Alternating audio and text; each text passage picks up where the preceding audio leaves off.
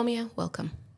Thank you so much, Josephine. It's really nice to be here. It's very hard to call you Razak when Omia is right there on every billboard, on every wall of every house in the north when I go there. It's good to see you. Thank you. Thank you so much. And by the way, Omia is a family name. So It's there a are family name. a lot of other people that are called Omia. So I know you. yeah. So a lot of people call me Razak. When I see the billboards, am I thinking all of your other family members or am I thinking you? Okay. For your case, me. Okay. And now that I have you in the studio, my list of questions is going to be very long. So I apologize in advance. Don't kill me. Great. So let's start from the beginning. The first time I saw you was how many years ago? And I did an interview with you and you had this picture of you behind behind the shop and you looked like a very different person.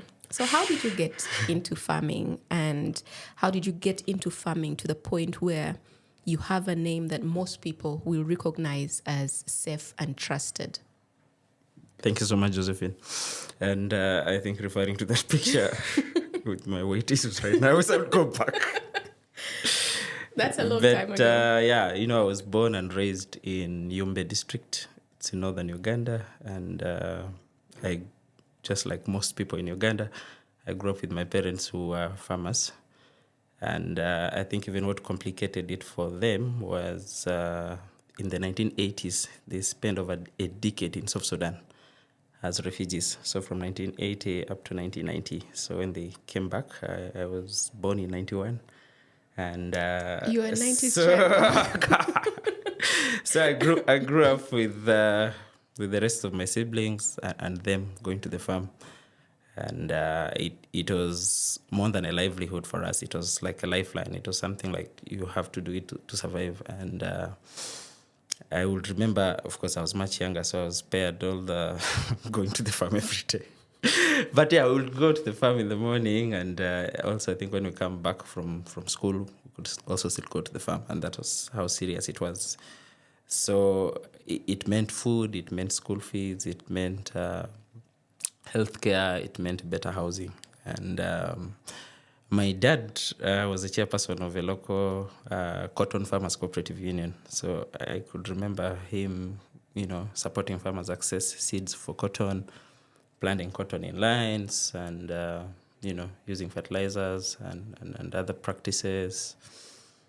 Yeah, even at the end of the production season, I could remember farmers bringing bags of the cotton they would keep in our then sitting room of the large and big grass thatch house.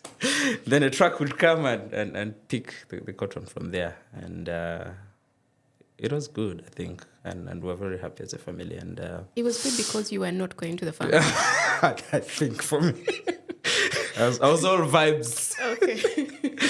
And Josephine, that kept going on very well until I think in 1998, because as the rest of Uganda, came to start to have peace. In northern Uganda, there were still some pockets of civil war going on. And in Yombe, there were these UNRF 2 rebels that were still ravaging the place. And yeah, I lost my dad in 1998 to the rebels. And so it was like, there's been this seed and then they remove it. All of a sudden now it was just us and my mom. And still we kept on, farming. But anyway, to cut the long story short, eventually through different bursaries and scholarships, I ended up doing Bachelor of Science in Agriculture in Makerere University, which I didn't want to do because I wanted to do medicine. And agriculture was way up there. It was my 4th choice. Yeah, but how then do you decide to go from medicine to agriculture? Eventually, I ended up doing agriculture. But it was also because I was inspired. There's a gentleman called Bernard who used to come visit my brother, and he was working with the FAO, and he was driving his RAV4 by then, the 2 doors. I'm like, yes, I think. If I do agriculture, I'll so get I ended up putting it in my 4th choice. And so when they gave it to me, I ended up doing it. But anyway, to cut the long story short, I ended up doing agriculture, and I got my first job in Kampala here with ABI. And I worked for 9 months. But then I had to make a decision, whether to have a comfortable life, live in Kampala, and keep growing with my career. after all these skills, and I had spent even a year in Israel, and all these things I was learning at ABI, whether to just resign and go back home and start something that can help families that are in the same situation when I was growing up, so that story is different for them. And that is how I ended up in 2018 submitting my resignation at ABI, and July that year, we opened doors for me Agribusiness Development Group Limited. What were you doing at ABI? Wow, so I started as a graduate trainee, and a few months in, I was promoted to project assistant, and it was not still a permanent position. And I think there was some restructuring within ABA, and then they created the project officer position. And the idea, because of the gap, that was there, the idea was for me to be promoted to that position. But then I resigned before I could get there. But even the story gets more funnier, because as I was in Arua running Omia Agribusiness, and startup issues, and money was not coming, it was difficult. Yes. Then they advertised the job. And when they advertised the job, I applied. They shortlisted me for interviews. So when it came for the day of the interviews, boom, I traveled to Kampala. But in the morning, I kept thinking, the day of the interview. And I didn't go. I went back to the bus station. I traveled back to Arua. I'm like, no, these problems, you cannot run away from them. And then I traveled back to Arua and continued with the Me Agribusiness. And I think that's when in 2019 I got found by the New Tech MD program that Palladium was implementing then. And really, they amplified these small things we're doing. So now we had extension officers, now we had a sales agronomist, we had an account assistant, and we're going out on radio, just like the way I'm speaking to you here, and telling farmers that, hey, you can get all these sort of services from us. And then before you know it, started going to other locations. We went to Paida. It was a second branch. Paida is in Zombo. And then to Adjumani, then to Yumbe, and then in Kampala, and then all these other branches. When you say we, you keep saying we. I'm trying to figure out who was we at that point. Who was sitting in the shop? Who was doing the extension? Who is we? So, of course, in the beginning, it was just myself. Then came my brother, Adilukato Omia. And then along the way, we had our first set of extension officers, people like Ndema Gelbert, people like Asibuku Jamal. And then our first accountant, Martha. There are a lot of... so the team grew. Other names. So it's me and the team at Omia Agribusiness. And then, of course, the first couple of farmers who believed in us, and our first partner by then, and Palladium, who is still our partner actually right now. So, in summary, right now, what does Omia Agribusiness provide? Wow. So, right now, we support farmers with access to climate resilient and quality agricultural inputs, and this can be for crop production or animal production. So quite a wide range, from climate resilient seeds to fertilizers to crop protection products to farm tools and equipment, including irrigation equipment, solar water pumps. We also do provide farmers with access to feeds, to veterinary drugs, improved animal breeds, especially day-old chicks in poultry, but then also, livestock equipment as well. So all that range of agricultural inputs, we make them accessible to farmers. And then secondly, we make sure that farmers have access to relevant, to real-time agricultural extension services that is practical, that work for their specific scenarios. And the third is access to reliable and profitable markets for the farmers. We consider this to be the point where the farmer converts all the effort they've put in production into money. And we have a dedicated brand name called Omia Foods, whose only work is to make sure that whatever farmers produce gets marketed and sold and they get money out of it. And of course, now each of these unique products and services we're selling to farmers, there's an approach to it, yeah. But that's now what we offer to farmers. So because I know we're going to largely speak about a smallholder farmer in this entire conversation, if I was looking to define a smallholder farmer in your region and tell somebody about them, what are the common traits that would help me identify and say that's the smallholder farmer? So smallholder farmers where we're working are mostly farming, on land that's less than 5 acres. And of course, you have refugees in there that are doing just farming in 30 by 30 meter piece of land that even has their homestead as well. And most of our smallholder farmers, farming is their main source of income. And, if not for even most of them, it's their only source of income. And most of the farmers we're serving either growing field crops like maize, beans, or they are doing vegetables, meaning their purpose is mostly around production for food, but increasingly we're getting more of them to also produce to earn income, because then income unlocks what we call dignity. For someone to be looked at as a human being, because they can pay school fees, they can, all those things that income unlocks. But yeah, so I think that's how we would define smallholder farmers. But also deep inside, we know they have ambitions, they have goals, they have things that they set out to do. And farming is like the pathway for them to do that. So this is a climate podcast, and I was listening to you speak about what Omia Agribusiness does right now, and there's a lot of climate in it.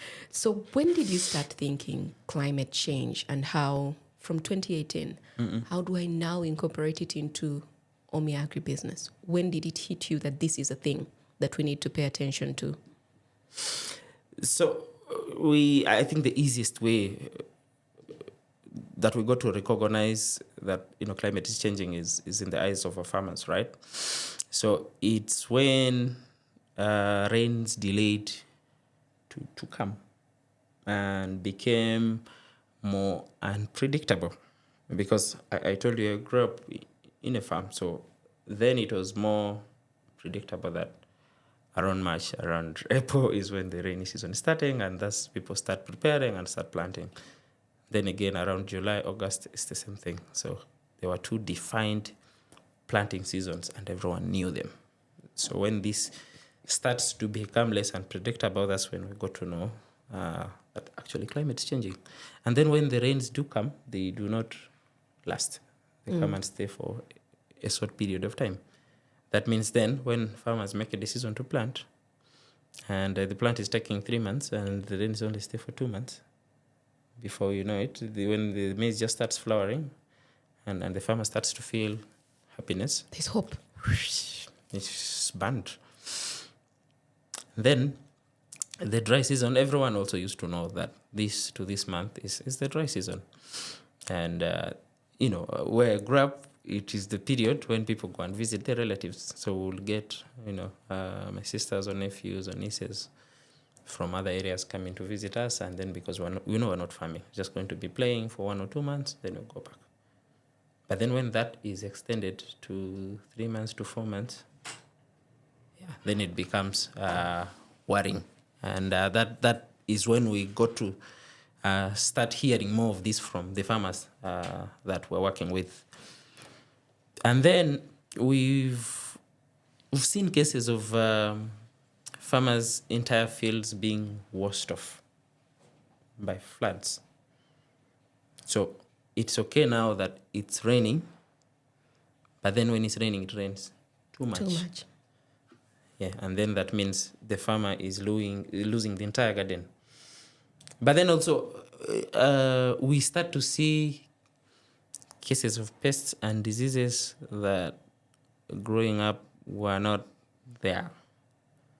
And even when they come, they are not going. They also start to become normal. Because growing up, there was like no follow me warm. I'm not trying to attribute, follow me warm to climate change. But yeah, it was not really there. But it came, now it's staying. And so there are things, when the climate changes, it starts to favor the growth and development of other things. Yeah, that you're not prepared for. So either it's too warm and that's going to, because of the increase in temperatures, is going to favor some pests and diseases. If when it's too wet, then you're going to have lots of cases of fungal infections, especially for a farmer that's growing tomatoes and other things. And however much you're going to try to use all these chemicals, which should be, according to the IPM practices, a last resort, now they become a first resort. Yeah, and then that's a challenge as well.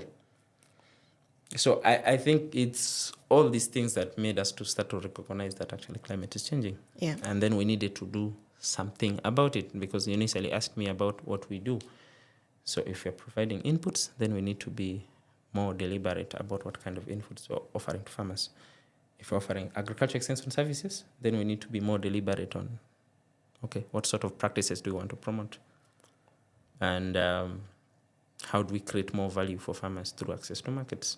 Now that the little they're able to harvest, and then they should be able to get some money so that they can continue to provide for their families. How do you tailor information for the farmers to understand these changes and what they need to do? Is that something you're also doing with your extension work, information? Yes. So it is important that we do not try to communicate to farmers in the same scientific language in which we receive information about climate change. Where do you receive your information about climate change? Oh, so there is, of course, we receive information from the National Meteorological Authority in Uganda that provides normally those predictions. I think it's like the main source. But apart from that, of course, we have our smartphones, and we can always go to ChatGPT or go to Google or something and read about all these changes in weather and what's expected to come in the next few months. So we try to package the information in a language that's very familiar to the farmers. As I told you, because then farmers then used to know around March, April, the rains are going to come. So if they come for a short period of time in March, April, and then at the end of April, the rains are not there, then we need to prepare farmers by saying, okay, what kind of crops do you need to grow? What kind of varieties do you need to grow? But yeah, the idea is to package it in a language and they understand that is familiar to the smallholder farmers, from the crops to the practices to how they can get to market. You know, when you were speaking about the rains and when they come, they can, every time I'm going to the north, there's a particular place I pass. Sometimes I'll pass and there's maize.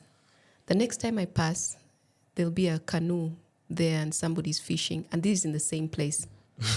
I think that's one of the things that first drew my attention to, oh my goodness, things can really change this much. I don't know if you know that place. Is it between Ajumani and Moyo? Where? I don't want to mislead you. Yeah, it should be, yes. Okay. Because closer to the Nile, and then sometimes during the peak of the rainy season, and then you find lots of households and even sometimes villages submerged. End up being submerged. I just find that these guys have adapted. When it rains too much, they'll become fishermen. When it's not raining, they're planting their maize, but they still go back to the very same. So they're areas. trying to, of course, adapt. Yeah. Should it be raining now in February, from your experience?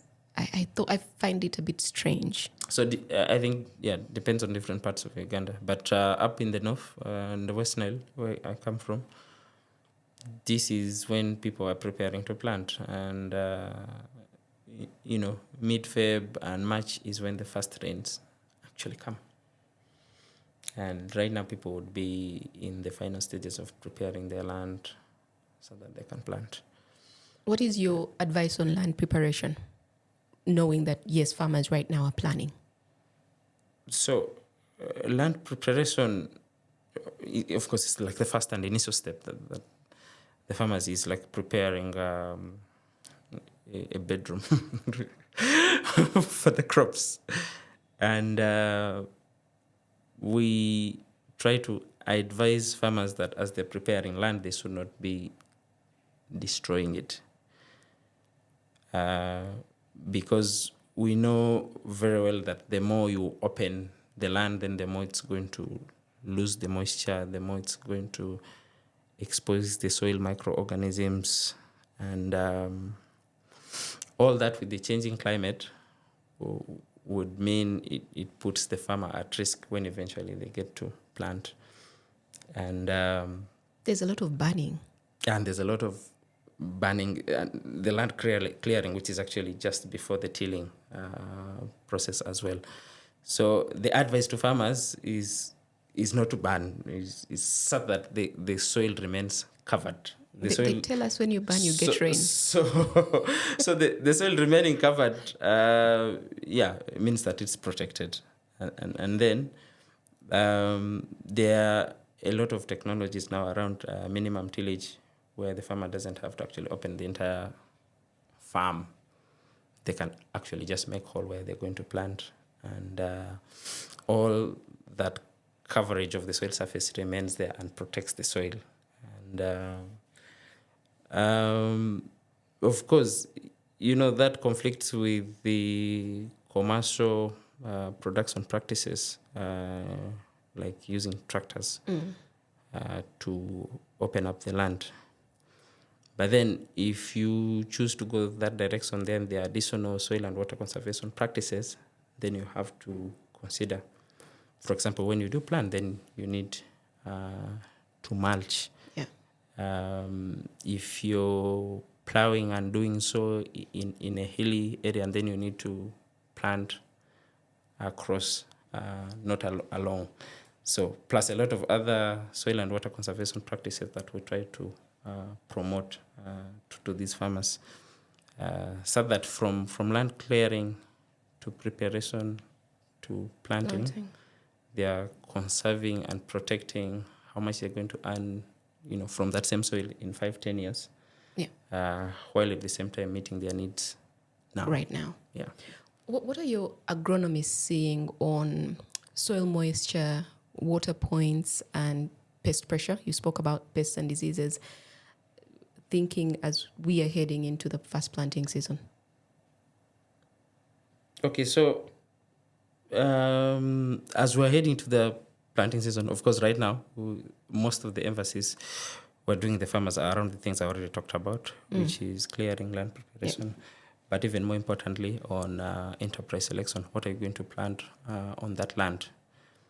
And even before making that decision on what you plant, there is what we call soil testing, which is just a farmer getting to know what is in their soil, and that includes some of the aspects you mentioned, from moisture to organic matter levels in the soil, to the nutrient levels in the soil, to things as simple as what's the pH of that soil. And we have this mobile soil scanner that enables the farmer at the farm to know in less than 5 minutes what is the status of the soil in terms of the different parameters that I've mentioned. So this enables the farmer, given now the enterprise they've chosen, say now they want to do tomatoes or they want to do maize, and now they know all this about their soil, and they know the nutrient requirements of which crop they are going to grow, then they get to only specifically add that's lacking. Okay. And what that means is they're not going to put too much in terms of, say, fertilizers that will pollute the soil. So they put exactly what's actually needed in the soil. Or sometimes even most of these nutrients are already there in the soil. All they need to do is maybe add more organic matter to enrich and make the soil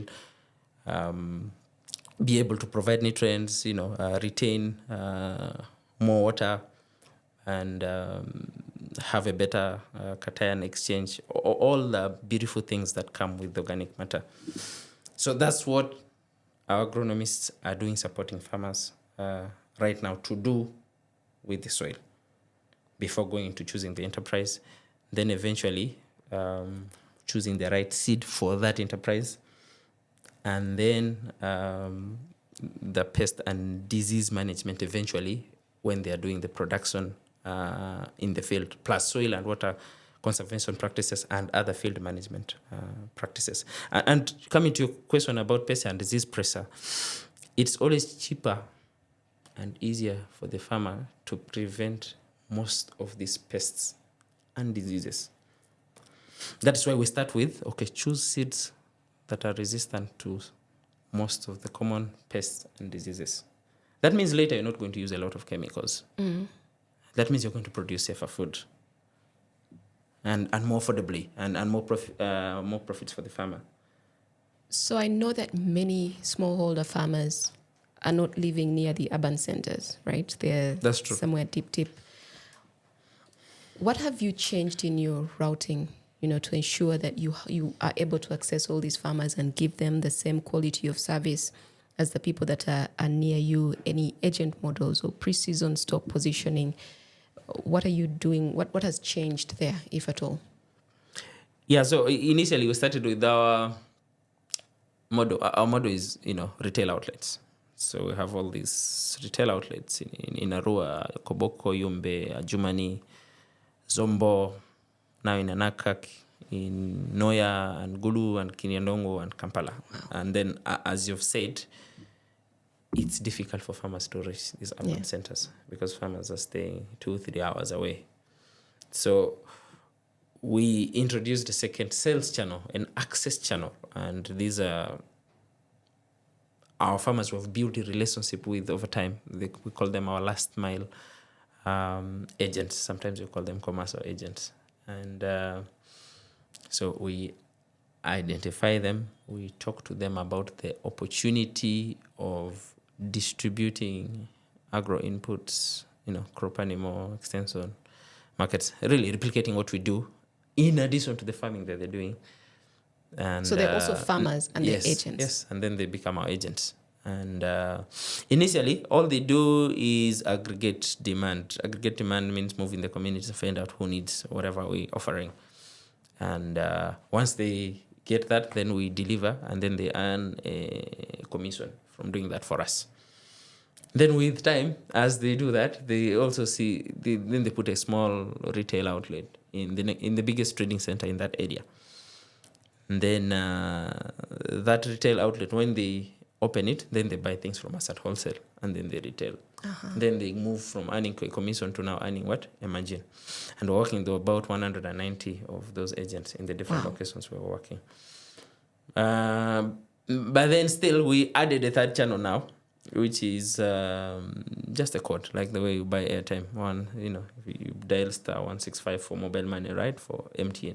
And don't go ahead of me. I'm coming to ask you about your digital system. But I'm going to ask you about it in detail. What are you seeing? Do you see that we are properly utilizing the current land that's under production, or are we just expanding without even properly utilizing what we have? And should we be intensifying the work on the current plots and changing how we are practicing our agriculture? Investing in soil health and water harvesting and so on. Where do you stand on what's the farmer level business case? Yeah, so, of course, a lot of farmers have been thinking that to get more, then they need to open more land and cultivate more land. And as I told you, the final yield depends on the genetics, which is the variety and the type of seed, plus the environment. This is the sort of things the farmer needs to do, which is good agronomic practices and all that. And that has not been helping. What it's been doing, it just means more trees are cut and more biodiversity is being disturbed. And, a farmer is overworked. A tired farmer who's working very hard, but actually in the end, then they're not getting much. so a lot of interest would actually be put in farmers being able to get more from a unit area of land, which agriculture people call productivity. Yeah. So, which is in 1 acre, if you've been getting 8 bags of maize, can you now get a drought-tolerant variety, a high-yielding variety, a variety that is tolerant to pests and diseases that can now give you 20 bags? So, which is what you're saying in intensifying. And your vocabulary of agriculture is growing, Josephine. And, I'm actually very surprised. I think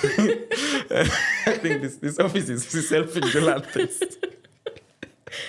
But yeah, so the same thing actually, it also applies for livestock. So it means if you've been keeping 100 cows and each is giving you 2 liters, why not get a better breed that can give you 10 liters per cow? This the same thing for chicken as well. So what is the live weight or maybe the carcass or dressed weight of the bird after? Do you get bigger birds? Or how many does your bird actually lay an egg every day, or every 3 days they lay 1 egg? So the focus should be on productivity for whichever enterprise that the farm is engaged in, and that's what we're trying to do with the teams. I'm afraid to ask my next question because you might be shocked at my improved vocabulary in agriculture. But Omia, where are you seeing your losses highest in your value chain? So poor input choice, you said, on farm drying, transport, bruising, especially for your fruits, right, and vegetables, or storage. Where are you seeing a lot of the losses, and what are your low-cost fixes that are helping you stay afloat? Did I use too much? This is like new year, new you. So our farmers suffer a lot of losses, I think, at harvest and post-harvest handling stage, and it's not news. I think a lot of us, even me, already know this. So I think a big part of that is an information gap. Yeah. Is a market access gap, and then also it's a technology gap. So for the information gap, we're trying to train and support farmers to do market research from within where they work. So if I'm in Yumbe and I know there are 10 local markets, we advise farmers to have a telephone number of a buyer in each of those outlets, and then know the market days, and then know who are the people who buy the products they sell. Then also we train farmers to be able to meet the product quality requirements for what they're producing. What kind of tomatoes actually get sold in the market, and all those things. And also we tell them to prepare themselves early. The job of marketing is not for someone else. Is for you as a farmer. It's part of the production process. So from the beginning, know when are you going to sell and where are you going to sell. So that's the first thing we do. And what are the requirements of the people you're selling to? That you're selling to. So that's the knowledge gap and how we're addressing it. And that's why we have a whole team at Omia Agribusiness of close to 7 staff. And that's all they do to support farmers to access. Secondly is the market one, and for the market, we use not to physically handle the product. We used to just say, hey, please, your farmer, please sell there. Hey, sell there. These days now we physically handle the product at Omia Foods. So we buy vegetables, we buy chicken, we buy eggs, and so you buy back from your farmers? Yeah, we buy from farmers, and hopefully this year we'll also start buying what? Grains. Okay. And then, of course, we do cleaning and add value and then sell to other markets. Now come to the third thing of technology. For example, now if you're dealing with tomatoes, if you're dealing with onions, watermelon, it's different from when you're dealing with maize.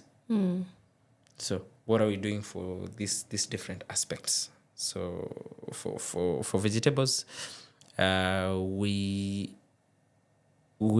have a cold room in Arua that uses solar, and what this cold room does is enables us to receive all this stock from farmers, and it can keep them for 2, 3, 4 weeks as we're selling. So it buys us more time to sell the products. And then we are still planning and thinking of a vehicle that can allow these things to be transported while not losing their freshness. And that will also enable more farmers to be able to get into production. And then at farmer level, there isn't so much we're doing currently, apart from us trying to pick when they're selling as early as possible. But there are also now these days technologies in the market that are safe, that allow the farmer to be able to preserve fruits and vegetables. Women and refugees, are you seeing them adapting? Yes. So for women and refugees, it's even more important that they do adapt. And why do I say that? As a refugee, you got robbed of your home, you're in this new location, and you have no option to actually produce food. With now the cuts in direct food assistance and direct cash assistance, they really have to produce food. There is no other option. And some of it is very sad that, you come with 5 or 8 children, and, their dad, was killed in the war. And as a woman, this burden rests all on you. And then we've seen what's happening in our households. The people that directly make sure children are taken care of are women. Even in the villages, it's the men that get to go to the trading center and breathe. Under the tree. Breathe from adulthood, With a game of... Yes, and play... It's called what? I know, I'm forgetting. Omweso. Omweso, yes. Yes. And play Omweso. Omweso is nice, though. So, it becomes very important that women and refugees have access to information that can enable them to adapt. And of course, adaptation is in many lenses, from input choices to practices, up to when they're able to market, up to opportunities for them to diversify into different enterprises.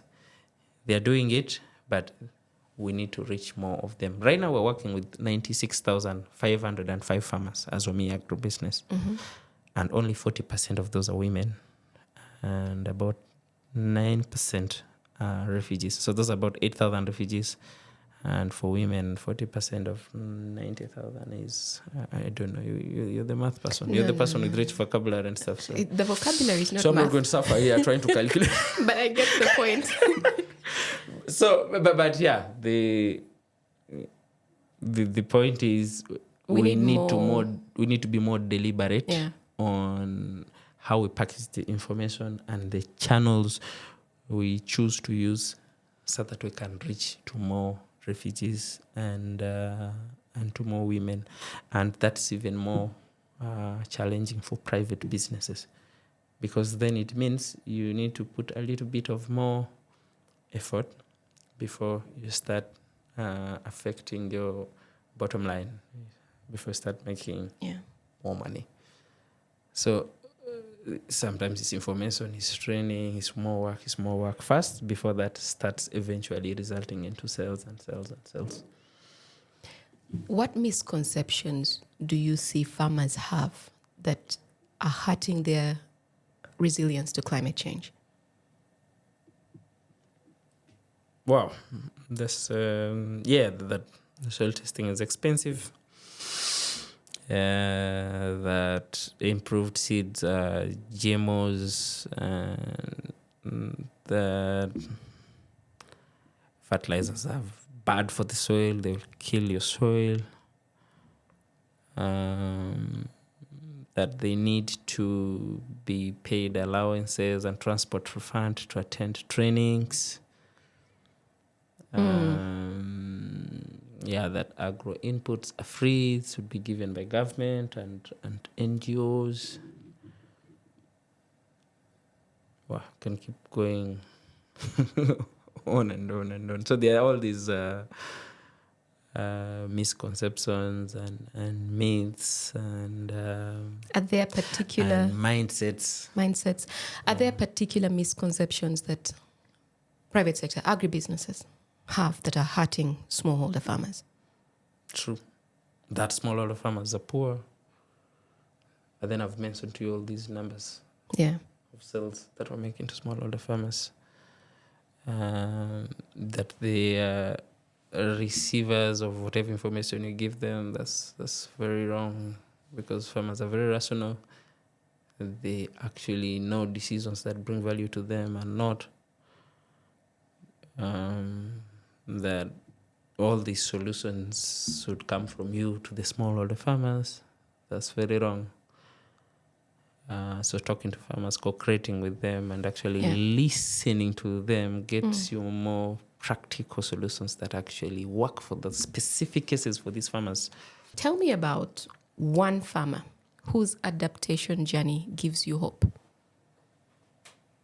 Wow, so there's a lady called Mane. I was going to say, I hope it's a woman. Yes, it is. So there's a lady called Maneno in Koboko, and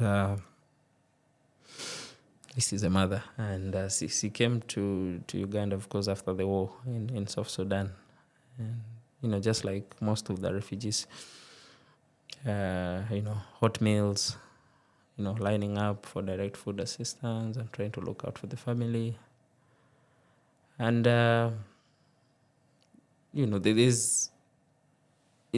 there's no dignity.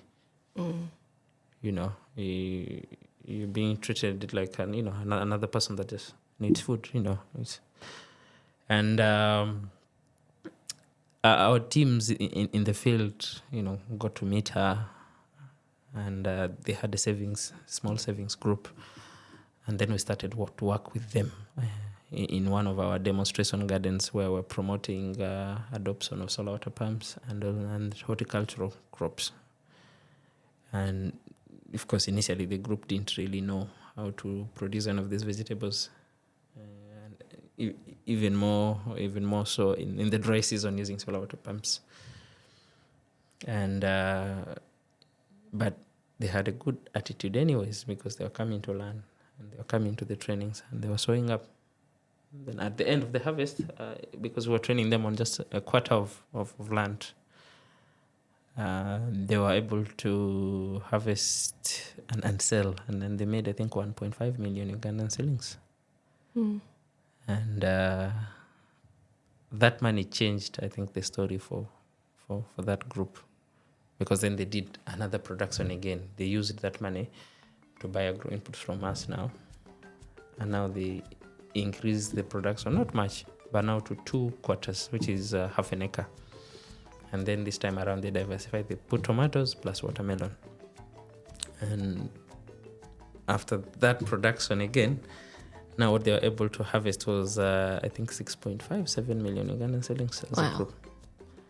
Then they chose to give the money to group members. And now the group members, the next stage was for them now to carry on the practices they have learned from the group individually, and then transfer into the individual gardens. And now specifically for Maneno, she continued to produce watermelon, and she did it still again in half an acre, and then she sold, she earned some money, and then she used that money, she divided into 2, continued to do production, but then now started a small produce business in the trading center. And so that produce business keeps giving her some monthly income, but while at the same time it's also helping her keep expanding her production back in the field. How old is she? Range. She should be 32, 33. Wow. Yes. My team visited her, I think, 3 days ago, and they said very beautiful pictures of her in her watermelon field. And so that transition from when she, all she was looking forward to was receiving direct food assistance. Yeah. To be able to keep growing to where she is now, and then the income starting to give her some bit of freedom and dignity to provide as a mother, but then also to build a future exactly for herself. So that's a beautiful story, and those are the things we really, really want to create for more other Manenos, for more other families. And that brings us to the end of today's podcast. Thanks for listening. See you next time.